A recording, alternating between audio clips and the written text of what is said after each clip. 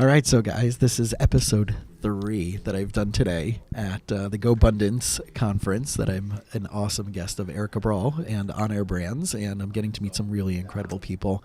And there's something about being in a mastermind community. There's something about going to these conferences where there's deep dives and people genuinely care about each other. And this morning I happened to have breakfast with Dr. Brett Levine, who is the guest this afternoon.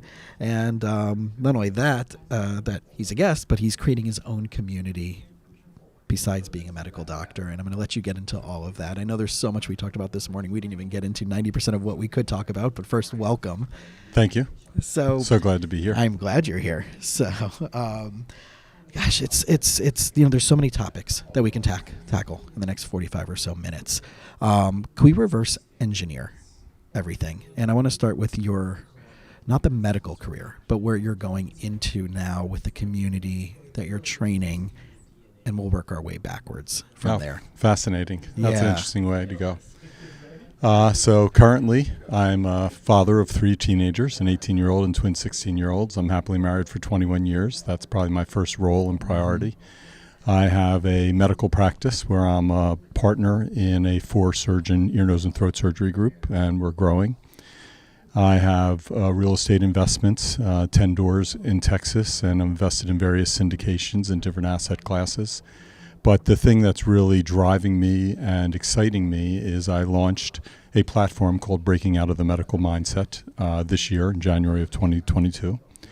And this is a platform to provide healthcare providers, doctors, nurses, dentists, physical assistants with strategies, breakthrough strategies that change the way they think and the way they act. Because I found that previously, and even currently, I think I battle this, many of the strategies that I had learned and habits that helped me succeed in medicine were actually causing me to be stuck and not expand to where I wanted to be.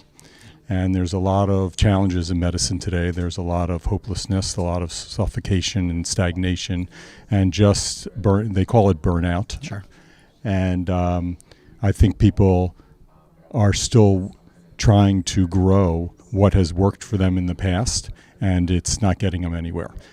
So this platform really came out of me sharing stories, sharing quotes, sharing lessons, and sharing things that I do differently. It sort of reminds me of a Seinfeld episode, for those people who've seen Seinfeld, where George Costanza did the opposite of everything he would normally do and have all this amazing success by ordering something different at the diner and telling a girl that he's bald and living with his parents, and suddenly his life changes. Yeah. And it sounds very simple to say it, but to actually do things differently than you're used to doing and that has worked for you in the past is really uncomfortable and challenging. But that's where I am now, and starting this platform is uncomfortable and challenging, but also it's challenging in an exciting way. And I've learned that discomfort can also be exciting. Sure. If you look at it that way. Absolutely. So the platform, I send out a blog post once a week. It's a weekly letter. And just this past week, we launched a course which has 30 breakthrough strategies and videos to help people walk through it. It's probably a course someone would have to take over a year. Mm-hmm. It is a lot of content. It's a lot of change. And these are changes I'm sharing from over 10 years. And I think the medical mindset for most of us is have a goal, do it, finish it, move on. But real change is uncomfortable, takes time, and is a process. Yeah, well, this morning at breakfast we were talking about what's that duality between people who are getting stuck and wanting something different versus people who are getting stuck and have no clue, even if someone is telling them that there's stuff different out there. And, I've been debating for a while, even when I see it with some of my clients, they show up already when chaos is happening. They're showing up when they're maybe at the brink of getting divorced or there's some major financial difficulties versus preempting things. So in the medical field, and one of the things that I said to you also this morning was I don't see that many medical doctors. I have a ton of attorneys. I have a ton of people in other professions. And we're debating around the idea of vulnerability. Is it right because they don't want to put themselves out there? Is there medical liability stuff? What do you think, just being in that field? I mean, you've been in the direct lines. I don't think there's any liability in seeing a therapist or a coach. I think those are expansive, great things, but they do require vulnerability. And the medical mindset is that we are perfect. We do it all alone on our own. And this is one of those strategies that really, to break out of that, you need to learn what leverage is. You need to learn the benefit of networks. You need to learn, I needed to learn the benefit of vulnerability. And that has been a decade-long process of being able to share things that were mistakes, were problems. And people come to doctors to have them solve their problems and don't want to hear about the doctor's problems. Right. So I think the answer is that everything is not medicine. Mm-hmm. So you can have your doctor hat on and follow the goal to be perfect, to do it on your own, because you don't know if you're going to be in the middle of the night not having any backup. But that doesn't have to be your role as a father, or your role as a husband, or your role as a business owner, or your role as a real estate investor, or your role as a human who's growing. Yeah. So the leverage component, that's something that I've learned the last couple of years in my business community. The core values of that community is simplicity, probability, and leverage. Love it. Right? Easy. Will this make my life simpler? Yes or no? Is it probable by the goals that I want or the outcomes that I want? Am I setting up the action steps that are likely and highly probable to make that happen? And then the third thing is, if I can't do it and I probably shouldn't be doing it, who should I be hiring or referring it out to do to get it accomplished? And that one blew my mind. And I see this in this different developmental stage, especially in medical fields where we're trained to be very specific, and then expertise training, and then expertise training. And then to say like, no, I want to bring someone else in to do that. So what have you seen in your own developmental stages as a practitioner, as an expert? I mean, you're so specialized in the medicine field. How did that start like getting root in you? Because I mean, you can only see so many people, you can only do so many procedures, and whether it's contracted or it's time for money, but you still hit a wall. How did you start letting go of that? Like, okay. That's a great question, but we're going to have to back up in time then a little bit. Let's do it. So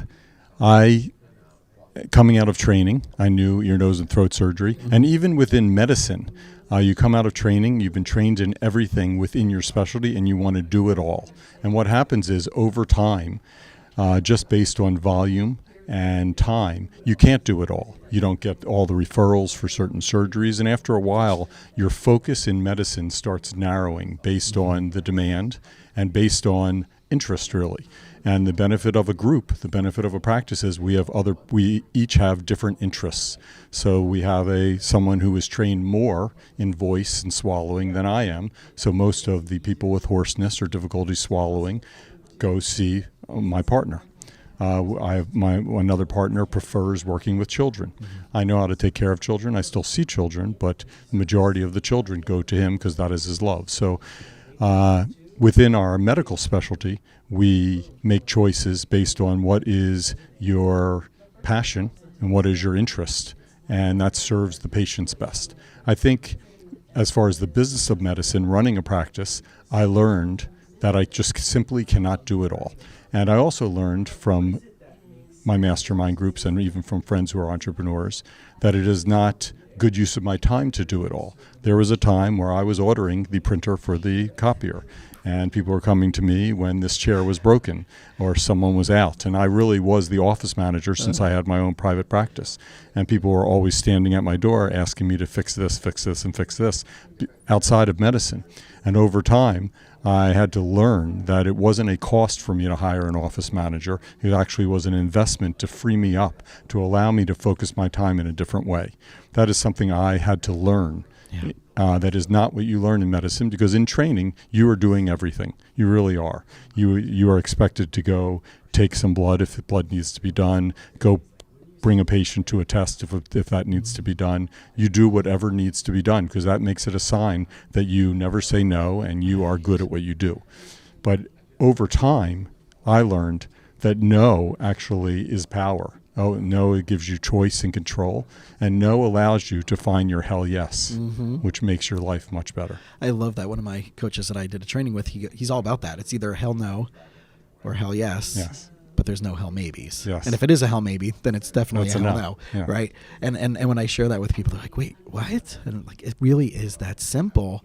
And to have the audacity to just be like, I just don't have the bandwidth for that, or this is not the right fit. Like, I think our society is now in our entrepreneur space that's shifted, but I think as that's trickling into the non-entrepreneurial society, I think that psychology is finally gaining more hold. But when you were talking before about like, it sounds like triage. Like when you're in a business, and it could be a medical practice, it could be anybody that's listening.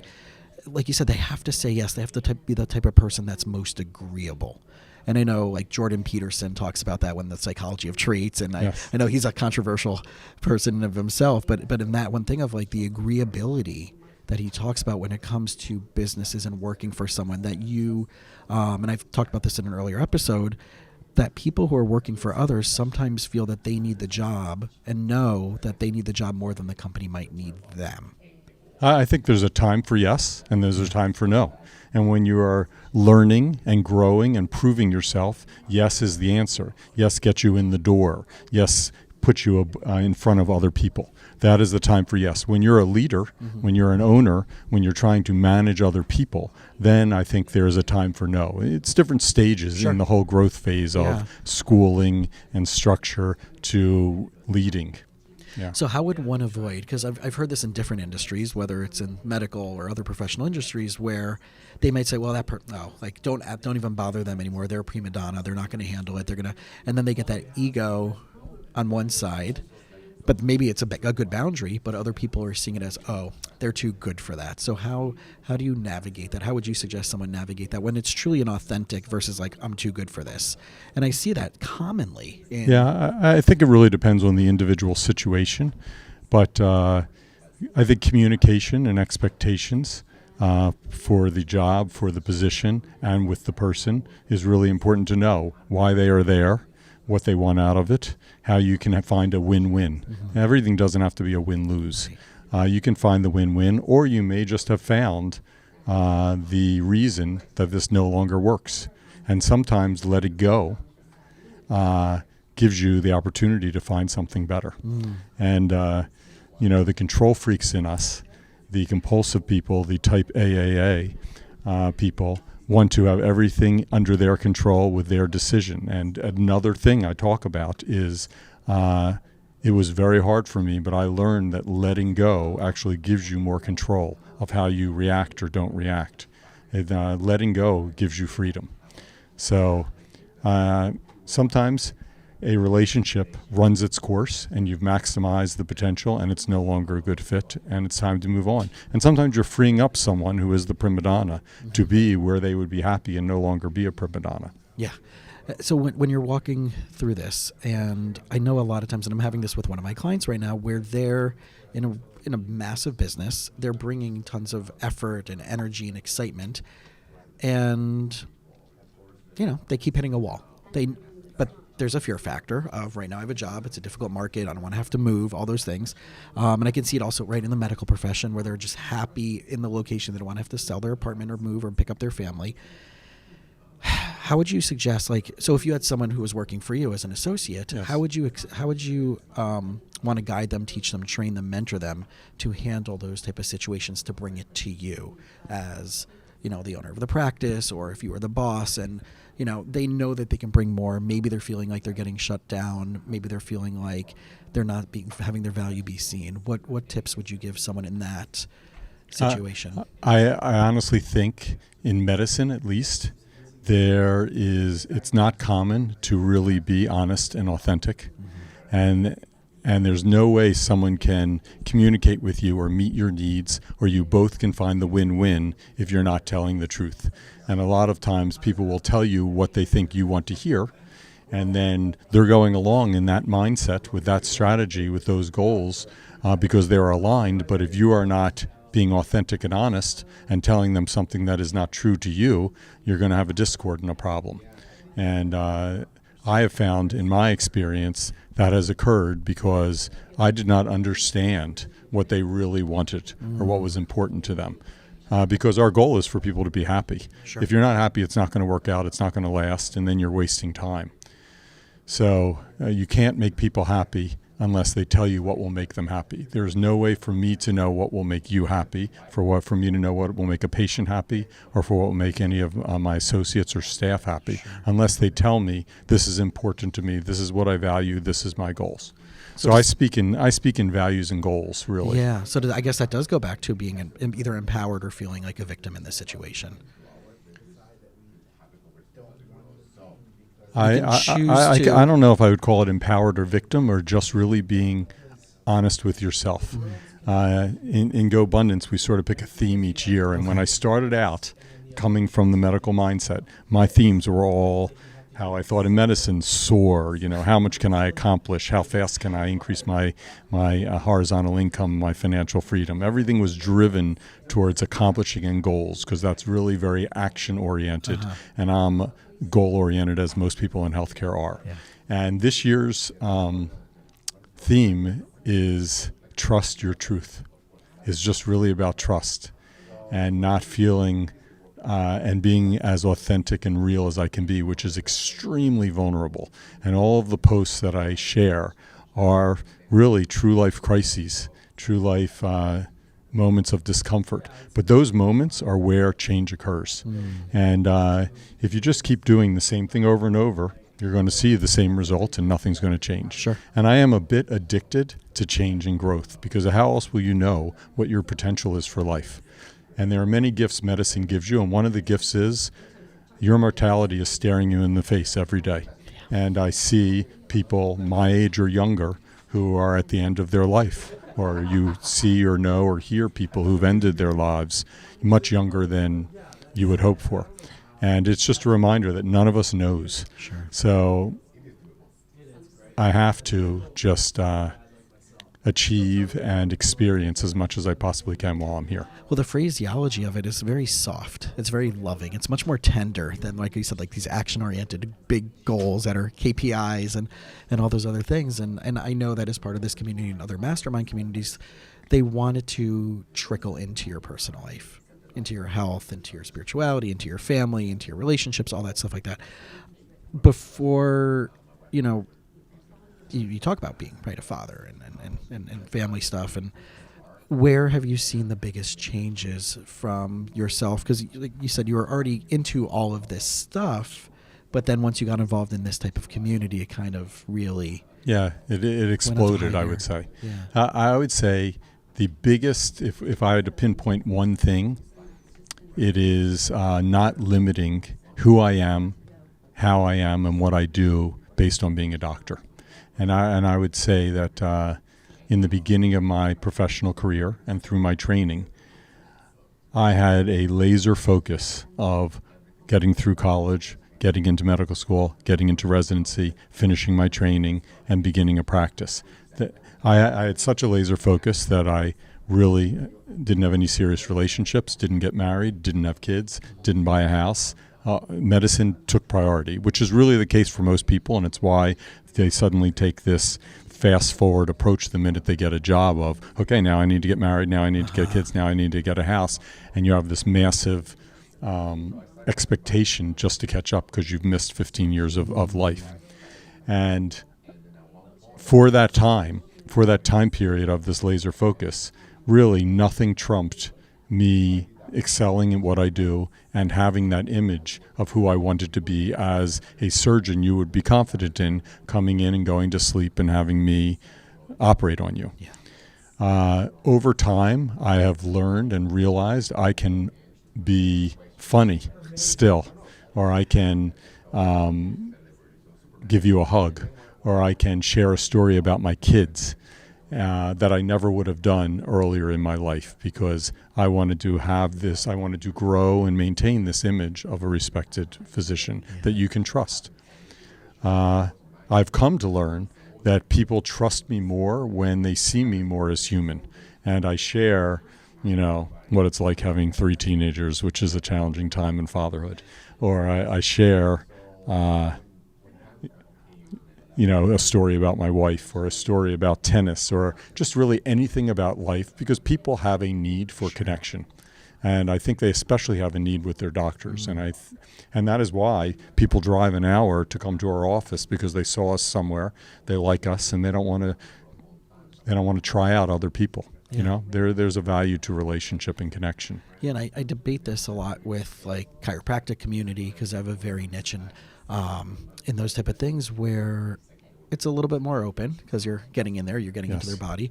And I see that with a lot of my friends that they bring a lot more of themselves into the room. And then you have people obviously who have no boundaries, and that's in every field, but those who are doing it in a healthy way. And you can see the relatability factor for the practitioners, whether it's a therapist or that. And I know that everybody talks about bedside manner mostly with primary care or specialist type medicine, but they don't necessarily talk about it when it comes to the ancillary supports, PTOT, speech, the Eastern stuff, right? Even the holistic practices, acupuncture, and all that. Yeah, I think because those it is accepted and welcomed for it to be a whole experience and interaction, for there to be a sharing of vulnerability. I know people who are acupuncturists or masseuse, and they will say they have clients who cried, just from their interaction and released. I think there's so many differences between those disciplines and Western medicine, which now is really guided by volume and technology. Yeah. So those are distractions along the way and challenges for the future of medicine, really because we have this middleman called insurance that forces people to certain doctors, forces doctors to take whatever they get paid or watch their pay go down regardless of how good they are. And honestly, I think is the downfall of the future of medicine, but that's a whole different topic. Oh, I agree. Well, I told you this morning that I dropped pretty much all my insurances, and it's been so frustrating because I genuinely feel bad because the insurance that I dropped, I actually have for myself, but I don't use it except for when I'm going for a lab. But it is so frustrating because as a practitioner, that's the last thing I want to do is not service a certain population, especially if they've been with me so long, and then I had to work out special rates with them, which has been a blessing on both sides because then we don't have to worry about coding and diagnoses and stuff like that. But I do see this I don't know, how do you see it as sustainable? And I think maybe this is probably what you get into in your courses or do you get into this, the sustainable model of what is, where you have 8 minutes, 6 minutes, 4 minutes, whatever it is with a patient. How can you get what they need from you? You try to direct it as best you can and try to leverage your staff. I have a great medical assistant who gets most of the history, the medical problems, the medications, the surgery, things that I don't need to sit and record, and sort of gives me a foundation to walk in and direct in a more narrow focus than starting in 1942 of why they're here, and talk about that problem specifically and on their area. And everyone has to have some compassion and understanding that when you go into a doctor's office, you are seeing someone after 5, 10, 15, or 20 other patients have been there. So it's not McDonald's. Every quarter pounder with cheese doesn't take the same amount of time. And all you can do is understand that everyone's doing the best they can, is honestly. And sometimes we're running ahead of schedule and we have no wait. And sometimes we've had 2 patients that were more complicated or had an anxiety attack and fainted or bled or something and have thrown the schedule out. Yeah, which makes sense. And if only, it's like as much as we get annoyed at the doctors in the doctor's offices, we need to take that into consideration that you are doing some heavy lifting sometimes. Yeah. So I want to jump back just a little bit because I know that, again, this course that you're creating in this platform for medical practitioners, but the idea of how all of this, of what you've been doing, has affected your family, has affected your marriage, has affected the stuff that, we come in and people talk about net worth and talk about properties and everybody here is talking about real estate, but at the end of the day, you're still going home. Yes. That's a really, really interesting question that no one's ever asked me. And I would say that that this new venture, this new platform, has probably inspired and taught my family more about who I am. And as I expand who I am and what I can do, they see me as a different person. And You're not the first person to say that. It's My wife has become more involved in the things I do. She gives her opinion. I certainly don't ask her for her opinion when I do a surgery or I see a patient, but with breaking out of the medical mindset, she's seen the videos. She knows the teams I work with. She sees what I write. So her input is part of it, which I think helps our relationship. My children know all the mastermind group members who meet at our house. They know the different projects. They see me creating something from nothing. And those are all valuable possibilities for them to see in a role model, to see besides me just heading off to the hospital or heading off to see patients. I think we don't always appreciate how powerful the foundation is that we give our kids, good or bad, of what they see to make the meaning of a man, a woman, a father, a husband, a wife, a mother. And so I really am aware and appreciate that. I appreciate that when I play tennis on a regular basis. I appreciate that when they see me working at night or leaving early in the morning or coming home early to hang out with them, or me being at their games, or me introducing them to friends that can maybe help them because, they see their parents in a different light than they see other people. All of that are gifts you can give your children. So I think as I expand and do more things and am less narrowed and constrained, that expands the possibility for my children.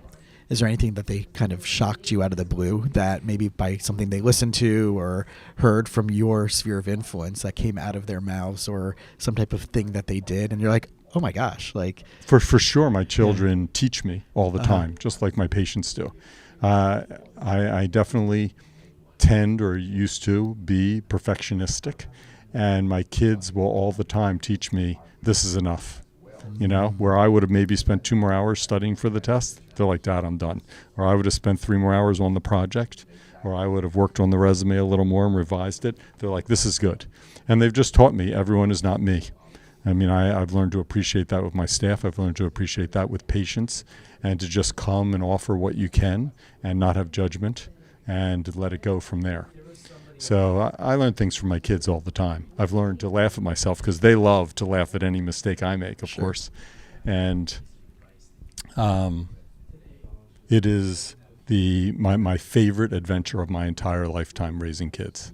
And it has been such a wonderfully spectacular experience, and continues to be. It just changes, it morphs all the time. And that in itself has been a lesson to me, because I'm someone who, you tell me how something goes and I just assume it will be that way for eternity. Right. And the mastermind groups have shown me what pivoting means and how you see how things go. If it's not going the right way, you pivot and make another choice. It's not a failure, it's not a crisis, it just is a pivot. And it's languaging.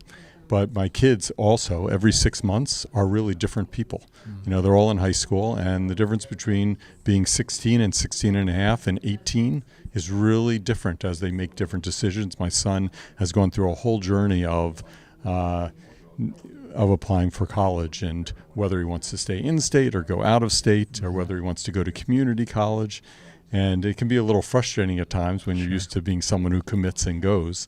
But it also allows me the grace to give him the freedom to make choices for his own life. I love it. I feel that word has not been used often enough especially in the last couple of years, of like just having grace and just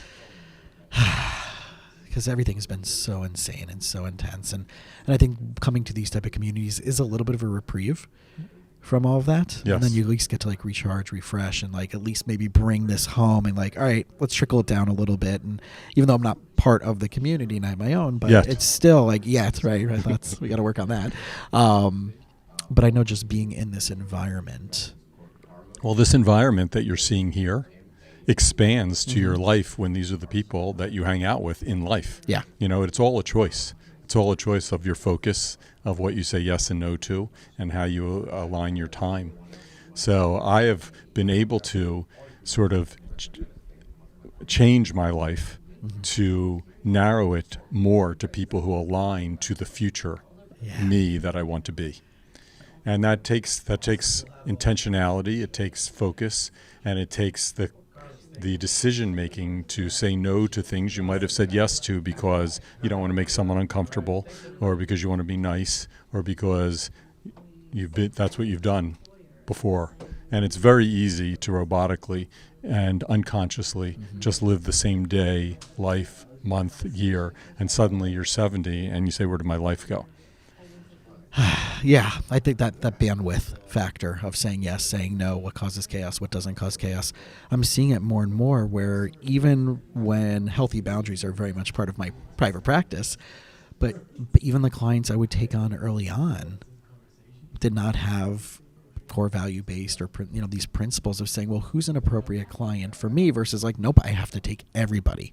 And I wonder, like, as people are listening, for whether it's in their business or their personal life, is to sit down and come up with those core values. And I know we talk about it in the most generic way. Well, what are the core values? Oh, I want someone nice and kind and funny. But I'm talking about deeper dives into that, but also making it for different categories. You can have it for your family. You can have it for your relationships. You can have it for your friends. You can have it for your coffee, whatever it is. But at least you have a set of guiding principles that'll minimize some of that chaos. So just as we wrap up, I want to go back to the breaking out of the medical mindset platform.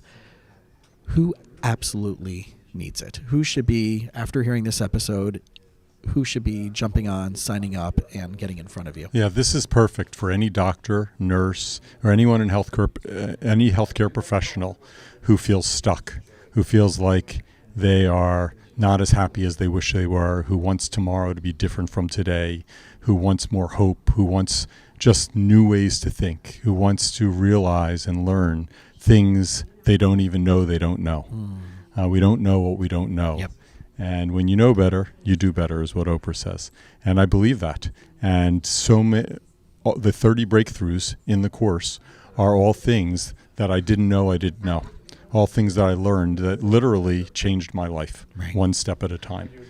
So I think anyone there's many, many other platforms out there to invest your money, to join groups, but this really is a platform to change how you think. The mantra I say throughout the entire course is, if you want to change your life, you have to change your mind. And changing your mind means you have to make a decision yourself. Change means you have to do something different from what you've already done. And mind means you have to make a different suggestion, a different choice, a different solution. And that is what breaking out of the mindset serves to help people do. It serves to help you think differently and see different possibilities.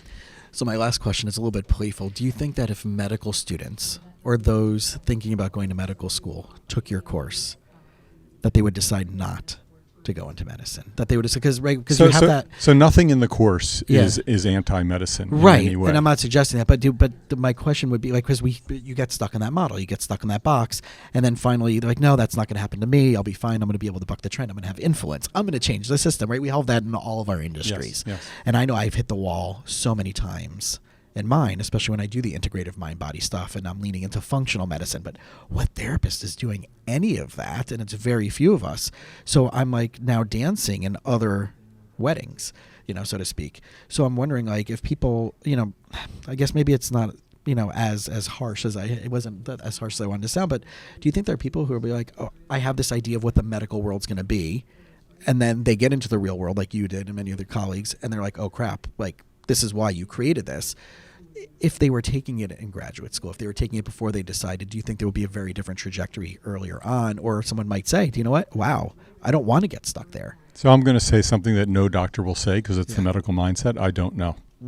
I really have no idea.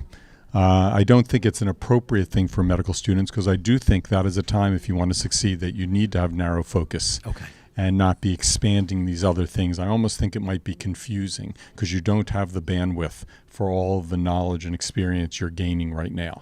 It's perfect for people who are out of training, a few years out, have sort of caught up to all those things they needed to catch up with, and now want to expand their life and live their dream. That is where this is perfect.